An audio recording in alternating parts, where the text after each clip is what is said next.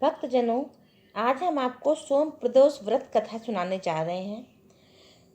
हिंदू धर्म शास्त्र में प्रदोष का विशेष महत्व है। प्रदोष के व्रत का प्रत्येक माह की त्रयोदशी तिथि को सायंकाल में प्रदोष काल कहा जाता है। मान्यता है कि प्रदोष के समय महादेव कैलाश पर्वत से रजत भवन में इस समय नृत्य करते हैं और देवता उनके गुणों का स्तवन करते हैं। ऐसे में जो जातक यह व्रत भोलेनाथ की कृपा से उनकी सभी मनोवांछित कामनाओं की पूर्ति होती है।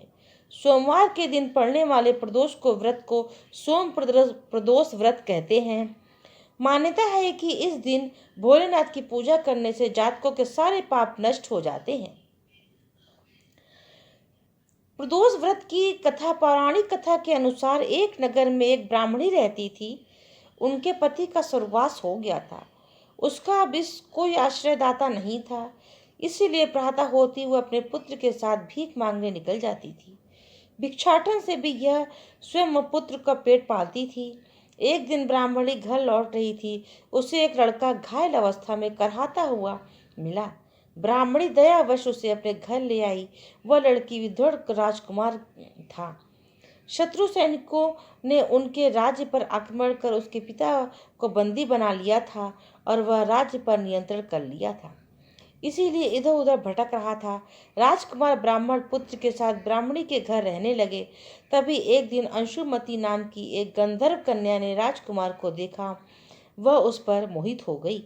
अगले दिन अंशुमती अपने माता पिता को राजकुमार से मिलने लाई उन्हें भी राजकुमार भाग गया। कुछ दिनों बाद अंशुमती ने माता पिता को शंकर भगवान को स्वप्न में आदेश दिया, राजकुमार और अंशुमती का विवाह कर दिया जाए।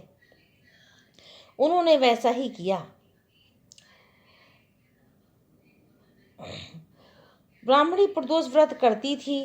उसके व्रत के प्रभाव से गंधर्व राज की सेना की सहायता से राजकुमार ने विदर्भ से शत्रुओं को खदेड़ दिया और पिता के राज्य को पुनः प्राप्त कर आनंद पूर्वक रहने लगा। राजकुमार ने ब्राह्मण पुत्र को अपना प्रधानमंत्री बनाया।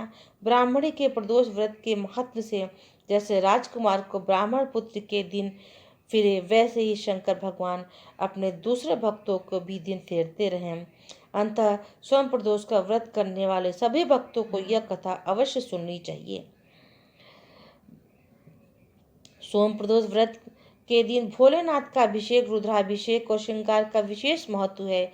इस दिन सच्चे मन से भोलेनाथ की पूजा अर्चना करने से मनोवांछित फल की प्राप्ति होती है। लड़का या लड़की की शादी विवाह या अड़चने दूर हो जाती हैं।